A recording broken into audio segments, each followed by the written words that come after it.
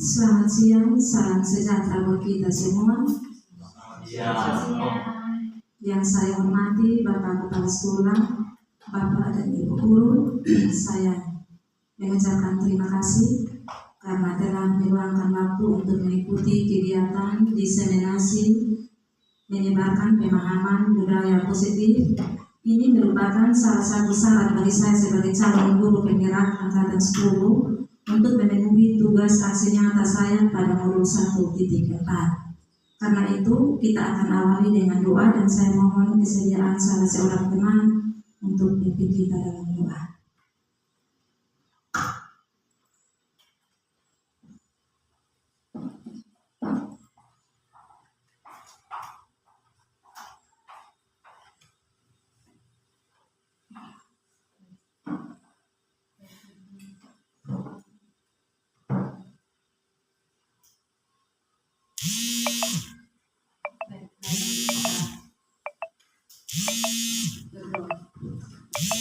Segala puji syukur kami menjadi hadapan Tuhan, karena ada bimbingan dan penyertaan-Mu, Kau menyertai akan kami dari pagi hari sampai dengan saat ini, dan tidak ada dalam keadaan sehat dan selamat. Ya Allah ya Tuhan kami bersyukur atas semua yang Tuhan buat dalam kehidupan kami, dan bersyukur atas nafas kehidupan yang masih Tuhan anugerahkan bagi kami, agar bisa menikmati akan hari ini dengan penuh sukacita. Bapa di surga, Bapa yang kami puji dan kami sembah lewat nama Yesus Kristus, di siang hari ini Tuhan kami akan mulai akan kegiatan diseminasi saat ini yang akan dibawakan materi oleh Ibu Sinje. Kiranya Tuhan Engkau memberkati hamba-Mu, berikan hamba-Mu hikmat, pengetahuan.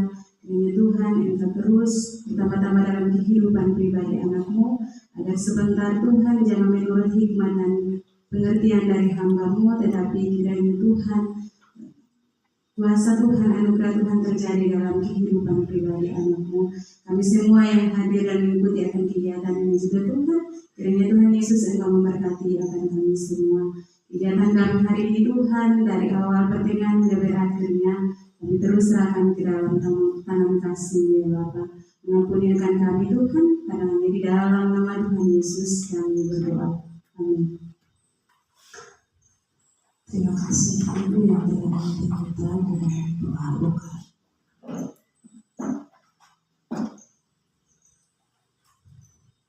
Ya, tujuan dilaksanakannya kegiatan ini karena sekolah merupakan instansi pembentukan karakter anak. Oleh karena itu, budaya positif perlu diciptakan agar dapat mendukung pembentukan karakter murid yang diharapkan.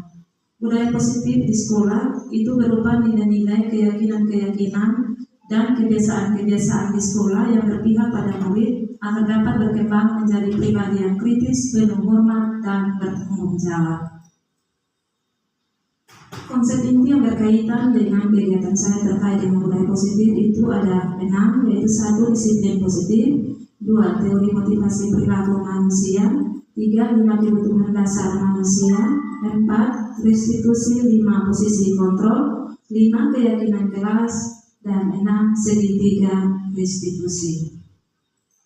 Terkait dengan budaya positif yang telah saya sampaikan tujuan di awal, ada pertanyaan penanti buat kita. Bila di sekolah Anda tidak ada aturan yang memberikan surat teguran bagi karyawan yang sering datang terlambat, atau tidak ada atasan yang memberikan Anda penghargaan menjadi karyawan terbaik karena sering datang tepat waktu, apakah Anda tetap datang tepat waktu untuk mengajar murid-murid Anda?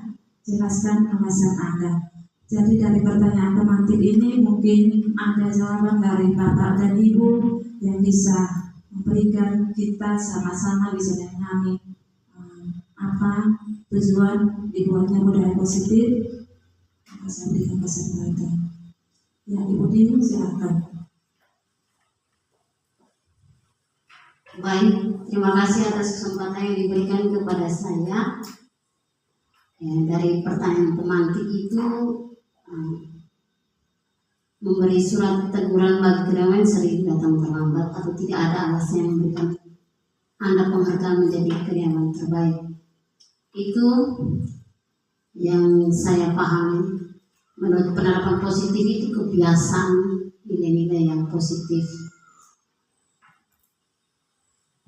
Kalau yang saya alami itu, walaupun tidak memberi penghargaan atau teguran, kita harus memotivasi dalam diri kita sendiri, harus ada kemauan dalam diri untuk memotivasi diri untuk menerapkan positif dalam diri kita sendiri, untuk mengatasi, untuk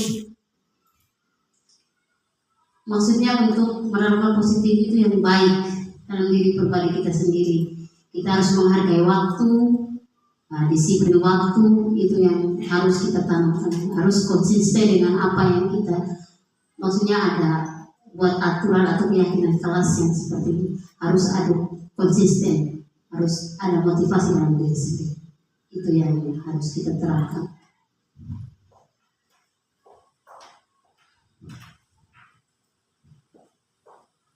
Ya, terima kasih Ibu Din. Jadi betul sekali apa yang telah disampaikan oleh Ibu Din kepada kita, bahwa walaupun di sekolah kita itu tidak ada surat teguran secara tertulis bagi kita yang sering datang terlambat atau mungkin sering izin, ataupun tidak ada penghargaan bagi kita yang sering datang tepat waktu, tetapi kita tetap datang tepat waktu, kita menjadi teladan bagi anak-anak, dan harus ada motivasi dari dalam diri kita sendiri. Kita lanjut, kita lihat disiplin positif. Ki Hajar Dewantara menyatakan bahwa untuk menciptakan murid yang merdeka, syarat utamanya adalah harus ada disiplin yang kuat, dan disiplin yang dimaksud adalah disiplin diri yang memiliki motivasi internal. Menurut Dian Gosen, disiplin diri dapat membuat seseorang mengambil potensinya menuju kepada sebuah tujuan mulia, sesuatu yang dihargai dan bermakna. Kesimpulannya, seseorang memiliki disiplin diri berarti mereka bisa bertanggung jawab terhadap apa yang dilakukannya, karena mereka mendasarkan tindakan mereka pada nilai-nilai kebajikan yang besar. Jadi yang terkait dengan disiplin positif ini seperti apa yang sudah dijawab oleh Ibu Din pada pertanyaan teman tadi, bahwa kita mendisiplinkan diri karena kita bertanggung jawab atas apa yang kita lakukan, dan tindakan kita itu berdasarkan pada motivasi internal yang lahir dari dalam diri kita sendiri. Selanjutnya kita lihat motivasi perilaku manusia. Dian Gosen dalam bukunya Restructuring School Discipline menyatakan ada 3 motivasi perilaku manusia. 1. Untuk menghindari ketidaknyamanan atau hukuman. 2. Untuk mendapatkan imbalan atau penghargaan dari orang lain. 3. Untuk menjadi orang yang mereka inginkan dan menghargai diri sendiri dengan nilai-nilai yang mereka percaya.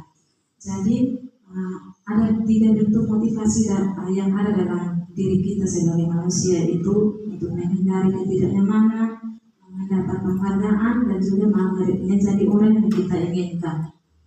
Nah, dari 3 motivasi perilaku manusia ini, pertanyaan buat kita sebagai seorang guru, saat Anda hadir mengajar di kelas tepat waktu, motivasi apakah yang mendasari tindakan Anda?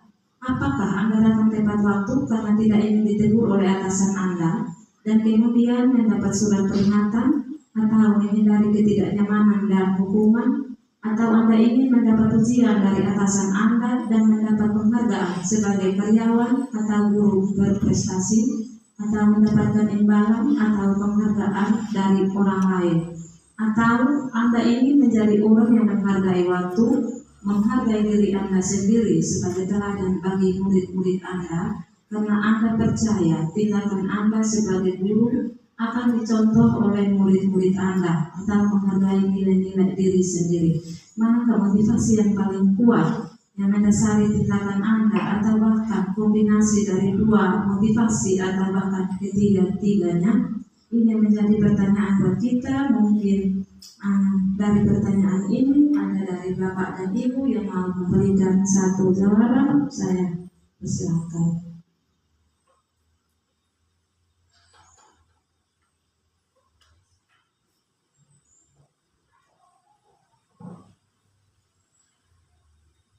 Baik, terima kasih. Terima kasih atas kesempatan yang diberikan. Dari pertanyaan pemantik yang ada, menurut saya bahwa sebagai seorang guru kita harus ada, ya sebagai seorang guru harus memberikan contoh yang terbaik kepada murid-muridnya untuk menghargai nilai-nilai diri sendiri. Karena itu seperti yang tadi disampaikan oleh Ibu Din tadi bahwa untuk motivasi kita untuk datang tepat waktu itu seharusnya seorang guru harus bukan karena adanya hukuman atau apa, tetapi itu harus muncul dari dalam diri, motivasi yang ada dalam diri. Karena bagi saya bahwa seorang guru itu adalah tanggung jawabnya untuk mengajar dan mendidik anak-anak. Karena itu pembelajaran yang terbaik adalah menjadi contoh yang baik untuk anak-anak.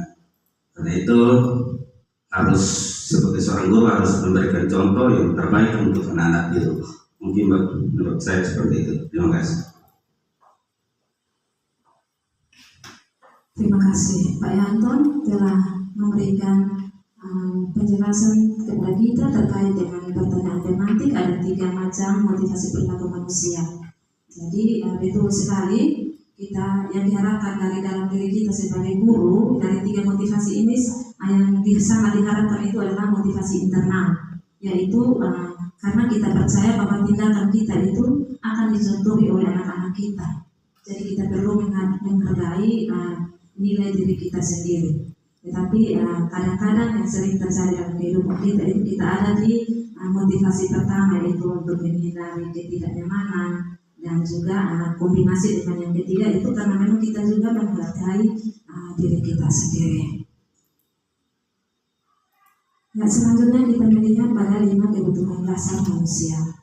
Jadi kebutuhan dasar manusia itu ada 5, dan jikalau salah satunya tidak terpenuhi, maka akan terjadi satu perilaku yang tidak sesuai dengan keyakinan atau nilai-nilai kebajikan yang kita sepakati bersama.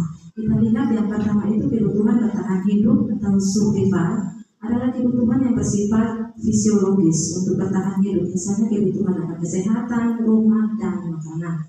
Yang kedua, kebutuhan untuk disayangi dan diterima meliputi kebutuhan akan hubungan dan koneksi sosial, kebutuhan untuk memberi dan menerima kasih sayang, dan kebutuhan untuk merasa menjadi bagian dari suatu kelompok. Yang ketiga, kebutuhan penguasaan, yaitu kebutuhan pengakuan atas kemampuan. Itu meliputi keinginan untuk dianggap berharga, bisa membuat perbedaan, bisa membuat pencapaian, kompeten, diakui, dihormati.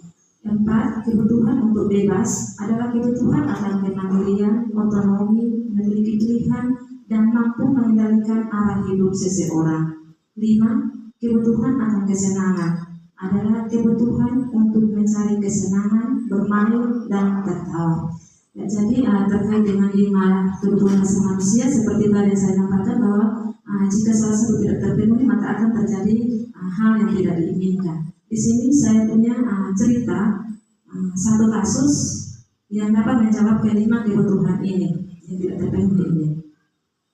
Ibu Ani, guru kelas 5 SD di Pelita Hati, sedang bingung menghadapi ulah salah satu murid di kelasnya, Agus. Beberapa anak telah datang dan mengeluh Agus yang seringkali meminta bekal mereka dengan paksa. Jika Anda menghadapi situasi seperti Ibu Ani, apa yang akan Anda lakukan? Menurut Anda, kira-kira apa alasan Agus melakukan hal itu? Kita lihat dalam konteks penerapan disiplin positif. Ibu Ani dalam memecahkan masalah ini seharusnya dia mencari tahu alasan apa sehingga Agus melakukan tindakan tersebut, supaya dia bisa mengetahui kebutuhan Agus manakah yang belum dipenuhi. Apabila jawaban Agus itu karena dia lapar dan orang tuanya tidak membawakannya bekal makan siang, maka kebutuhan Agus adalah kebutuhan bertahan hidup. Dan apabila jawaban Agus itu karena ia senang temannya jadi memperhatikan dia, maka kebutuhan Agus adalah cinta kasih sayang atau kebutuhan untuk diterima. Dan apabila kalau jawaban Agus adalah dia merasa hebat karena temannya jadi takut dan menuruti semua keinginannya, maka kebutuhan Agus adalah kebutuhan penguasaan atau pengakuan atas kemampuannya. Dan apabila kalau jawaban Agus karena dia merasa bosan dengan bekal yang dibawakan ibunya karena selalu membawakan bekal yang sama, maka kebutuhan Agus adalah kebutuhan kebebasan atau kebutuhan pilihan. Dan yang terakhir, apabila jawaban Agus adalah karena dia iseng saja dan dia menikmati ekspresi wajah temannya yang kesal karena diambil makanannya, maka kebutuhan Agus adalah sebatas kebutuhan kesenangan. Mungkin dari satu kasus ini dapat menjawab 5 kebutuhan dasar manusia. Ya, kita lihat 5 posisi kontrol. Jadi biasanya ada 5 posisi yang kita terapkan di dalam pribadi kita sebagai seorang guru. Itu yang pertama, posisi penghukum. Nah, seorang penghukum itu dia bisa menggunakan hukuman fisik maupun verbal. Dan orang-orang menjalankan posisi penghukum, dia senantiasa mengatakan bahwa sekolah memerlukan sistem atau alat yang dapat lebih menekan murid-murid lebih dalam lagi. 2. Pembuat merasa bersalah. Pada posisi ini, biasanya guru akan bersuara lebih lembut. Pembuat rasa bersalah akan menggunakan keheningan yang membuat orang lain merasa tidak nyaman, bersalah, atau rendah diri. 3. Posisi teman. Guru pada posisi ini tidak akan menyakiti murid, namun akan tetap berupaya mengontrol murid secara persuasif. 4. Posisi pemantau. Posisi pemantau berdasarkan pada peraturan-peraturan dan konsekuensi. 5. Posisi manajer. Posisi manajer adalah posisi di mana guru berbuat sesuatu bersama dengan murid, mempersilahkan murid mempertanggungjawabkan perilakunya, dan mendukung murid agar dapat menemukan solusi atas permasalahannya sendiri.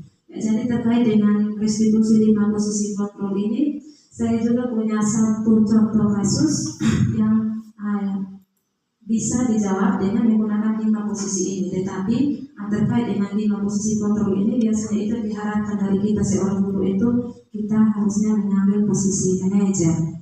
Nanti kita akan sampai ke sana.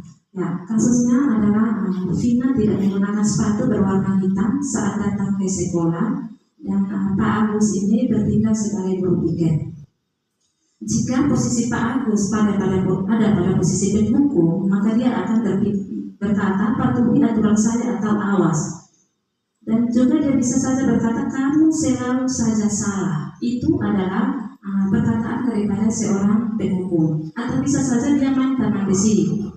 Yang berikut, jika posisi Pak Agus sebagai pembuat merasa bersalah, maka dia akan bersuara lebih lembut dan dia akan mengatakan begini, Bapak sangat kecewa sekali dengan kamu. Berapa kali Bapak harus memberitahu kamu? Bagaimana coba kalau orang tua kamu tahu kamu berbuat begini? Ini juga seringkali kita ada di posisi teman ini dengan posisi penghukum. Yang ketiga, posisi teman. Jika Pak Agus ada di posisi teman, maka dia tidak akan menyakiti murid, tetapi dia terus mengontrol murid. Dia menggunakan hubungan yang baik, dia menggunakan kata-kata yang bisa membuat dia kembali refleks, humor untuk mempengaruhi siswa itu, dan dia akan berkata, ayolah bantu Bapak. Jadi Bapak ya, kamu ingat tidak bantuan Bapak selama ini? Ya sudah, kali ini tidak apa-apa, nanti Bapak bantu bereskan. Itu kalau dia memposisikan dirinya sebagai teman. Dan kita perlu tahu bahwa pada posisi teman ini dia ada punya nilai positif dan negatif. Nilai positifnya itu berupa kita punya hubungan baik dengan murid itu tetap terjalin, tetapi nilai negatifnya itu akan muncul pada saat kita sudah tidak bisa membantu atau membela si murid ini. Maka si murid akan merasa kecewa dan dia tidak mau lagi berusaha. Yang berikut kita lihat posisi sebagai pemantau. Seorang pemantau biasanya dia mendasarkan posisinya itu pada peraturan dan konsekuensi, pakai sanksi. Jadi dia akan berkata, kamu tahu peraturannya apa? Apa yang kamu lakukan? Sanksi dan konsekuensi yang akan kamu dapat itu apa? Itu kalau dia menggunakan posisi pemantau. Dan yang terakhir adalah posisi manajer. Manajer itu adalah posisi di mana guru itu melakukan sesuatu bersama dengan murid, yang mempersilahkan murid mempertanggungjawabkan perilakunya, mendukung murid agar dapat menemukan solusi atas permasalahannya sendiri. dan seorang manajer itu akan berkata, apa alasan kamu tidak menggunakan sepatu warna hitam? Apa yang kita yakini itu kembali ke keyakinan kelas.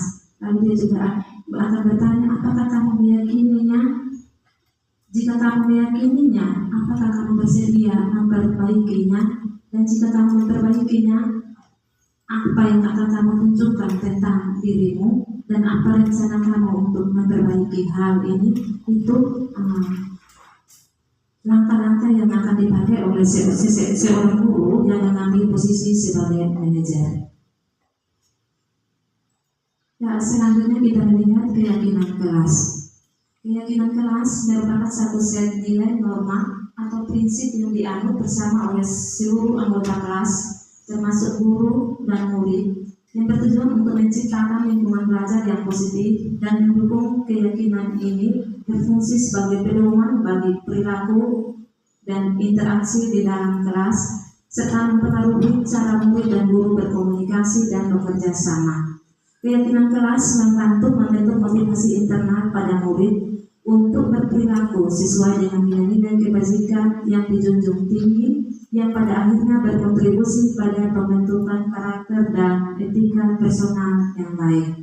Jadi terkait dengan keyakinan kelas ini, tadi dikatakan bahwa keyakinan itu adalah nilai-nilai baik, prinsip-prinsip yang sangat universal yang kita sepakati bersama. Jadi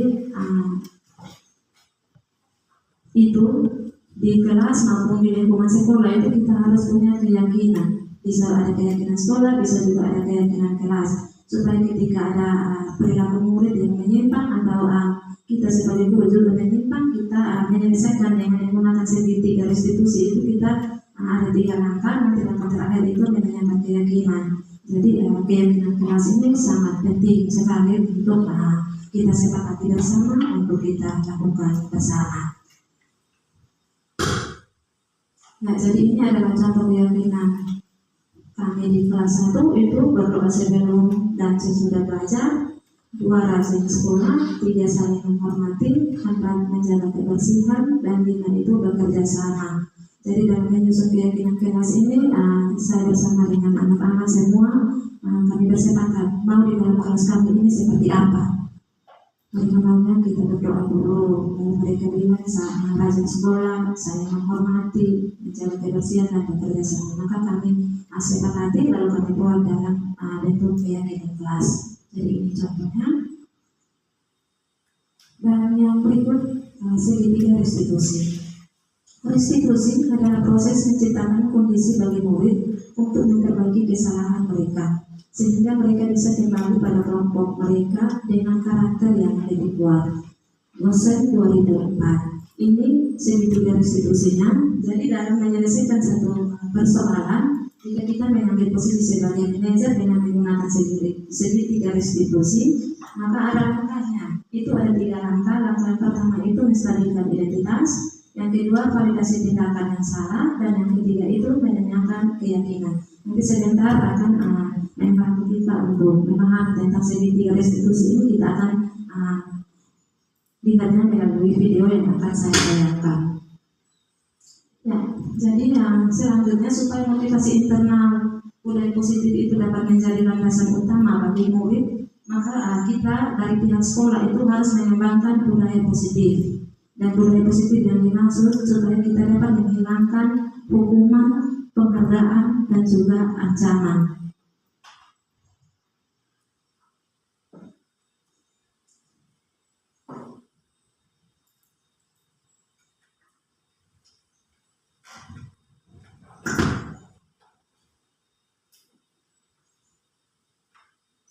Di sini saya akan menayangkan satu video untuk kita lihat bersama. Ini merupakan aksi nyata saya dalam menyelesaikan satu persoalan dengan menggunakan segitiga restitusi.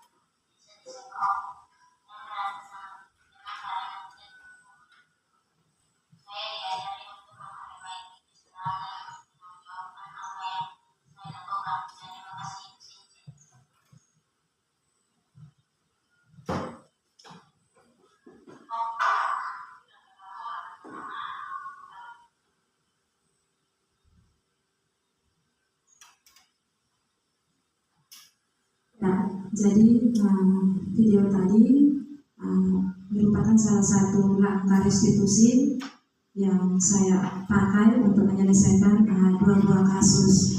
Memang biasanya kalau ada masalah yang timbul di sekolah itu kalau sebelum mengikuti guru penggerak ini semuanya terbalik ya, kadang pakai penghukum, pakai pemantau dan teman.